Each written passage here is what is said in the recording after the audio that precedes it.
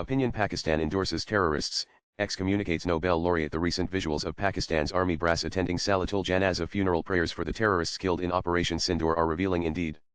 It proves that the line between the armed forces and terrorists, by extension the constituted authority and non-state depredators, has been blurred in Pakistan. This has something to do with the legacy of Islam, which Pakistan could not outgrow despite being a nation-state and a UN member. Pakistan views the terrorists groomed to fight India in Jammu Kashmir as mujahideen, an honorable term in Islam. Mujahid is a warrior in the cause of Islam. Hughes, Dictionary of Islam, p.418. It is the Arabic word for those who wage jihad. The armed forces reflect the ethos of the nation. Pakistan is certainly no exception. The forces of Pakistan hail the mujahideen, because the society is not very different. On February 27, 1973, about 3,000 Pakistanis residing in Britain converged at Hyde Park in London to mourn two youths, viz. Bashara Hussain 19 and Mohammed Hanif 19, killed in police firing. Therein hangs a tale. What necessitated the police firing in the first place? On February 20, three masked youths, including the duo, trespassed into the building of the Indian High Commission at Aldwych, London, at 9:30 am GMT. They were armed with toy pistols which they posed as real, filled with corrosive liquid, and swords. They held up some diplomatic personnel who were arriving for the day, or already inside. They threatened the staff and tied up two employees with rope and demanded the keys to the main door to lock it up from inside. It was an amateurish hostage-taking exercise, but nonetheless a cognizable offense. One of the employees of the High Commission luckily escaped through the plate glass window before jumping onto the street to alert the police. The police promptly arrived on the scene, only to find the front door locked from inside. They had to enter through a side entrance. The police, warning that they were fully armed, appealed to the intruders to surrender forthwith. The call had no effect on the intruders, compelling the police to open fire. While Bashara Hussain and Mohammed Hanif succumbed to the bullets, their underage accomplice was apprehended. It might be mentioned that India's High Commission in the UK was one of the biggest Indian missions anywhere in the world. At that time, reportedly, about 400 persons worked there. A short newsreel by Associated Press and another by British Patha copyright capture the hostage-taking drama in the Indian High Commission at Aldwych. The incident resonated in the House of Commons the same day. Leonard Robert Carr, Home Secretary in Edward Heath's government, stated that the police had no option but to open fire at the intruders. He informed that 3 employees of the High Commission and 2 police personnel sustained injuries. 1 sword, 3 daggers, an acid spray and 2 replica guns were recovered from the assailants, though no firearms were found on them. Whereas Carr did not hazard a guess about the motive of the assailants, Mrs. Jill Knight, MP Birmingham Edgbaston, referred to a vital though imperfect theory that the incident was possibly triggered by growing concern which Pakistanis in this country have for 19,000 civilian prisoners who are still kept under duress by India. It might be remembered that India was still holding around 93,000 Pakistani prisoners of war POWs since the end of the Indo-Pakistani War, 1971. The bulk of them were Pakistani soldiers, who had surrendered at Dhaka on December 16, 1971. Since they included many war crime accused, India could not release them without the consent of the nascent Bangladesh. Pakistan had not yet recognized the new republic.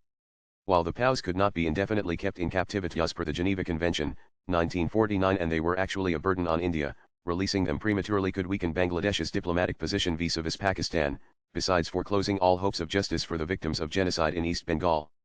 The Simla Agreement, 1972, contained no clause about the release of POWs. It was alleged that the Pakistanis had formed an organization called Black December to avenge the humiliation in the war. Professor Samar Guha MP, Kintai, WB attributed the attack on the Indian High Commission to this organization. He called the attention of the Lok Sabha to this matter of urgent public importance on February 22. Guha saw the 2 youngsters who perished in the incident as unfortunate victims of the Hate India campaign unleashed by the then Pakistani Prime Minister, viz. Zulfikar Ali Bhutto. It is interesting to note that whereas Her Majesty's government expressed its regret and sympathy over the incident, the Pakistani High Commission in London and the government of Pakistan in general remained silent.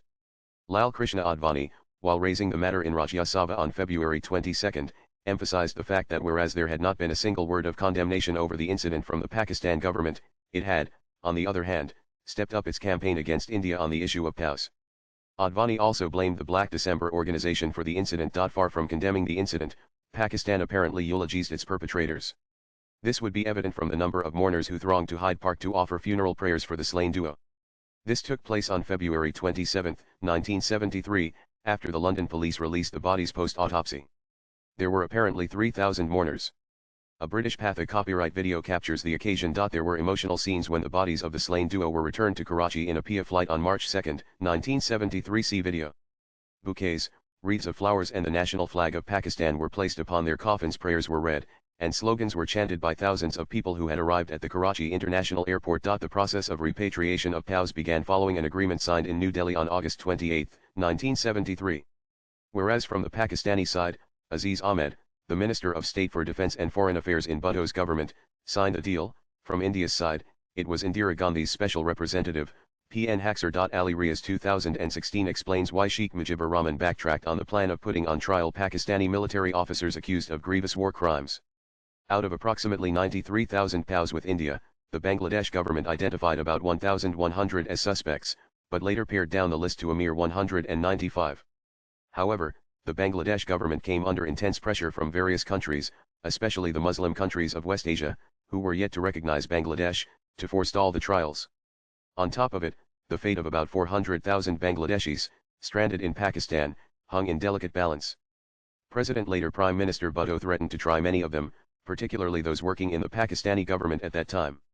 As late as 1973, at least 203 Bengali officers were arrested.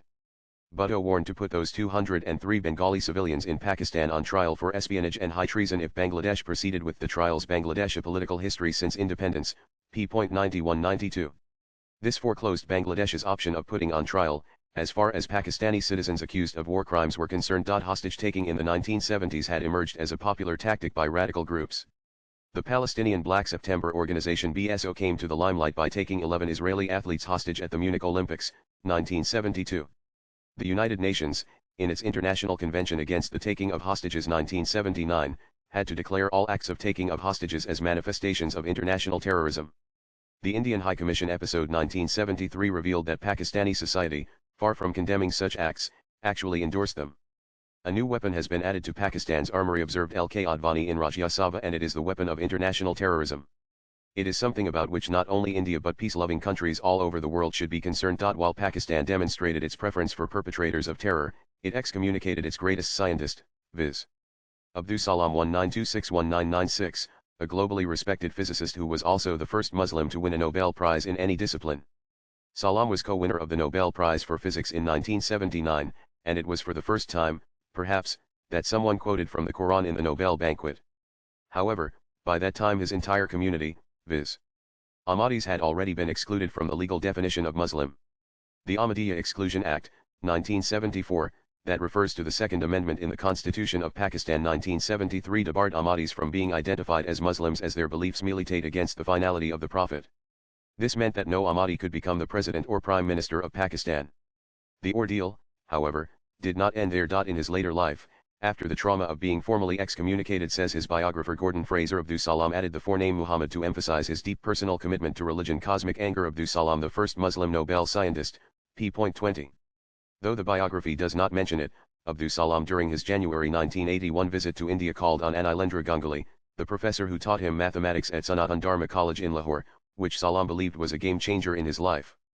The Bengali professor who had moved to Calcutta, now Kolkata, after the partition of India was on his deathbed. Salam held his frail hand and dedicated his medal to Professor Ganguly. Salam was the chief scientific advisor during the presidency of Field Marshal Ayub Khan 195,869. He founded Pakistan's nuclear and space program. Little is known about the latter, though Pakistan reportedly generates 10% of its electricity from nuclear sources. However, the ostracism decree did not spare him even after his death in 1996. The epitaph of his tombstone at Ahmadi Cemetery, Rabwa, Punjab, Pakistan initially read that in 1979, he was the first Muslim Nobel laureate. However, soon it was found defaced by the radicals and the word Muslim has since then been erased. In the absence of the word Muslim, the sentence now reads that in 1979 he became the first Nobel laureate, which is a ludicrous proposition, given that the first Nobel Prize was awarded in 1901, much before Salam's birth. Swipe left for next video. What an irony. Pakistan endorses Islamic terrorism, ostracizes the world's first Nobel laureate. This is not an aberration but reveals the direction the Islamic Republic has taken. The writer is the author of the book The Microphone Men: How Orators Created a Modern India 2019 and an independent researcher based in New Delhi. Views expressed in the above piece are personal and solely those of the author. They do not necessarily reflect News 18's views. Latest blogs.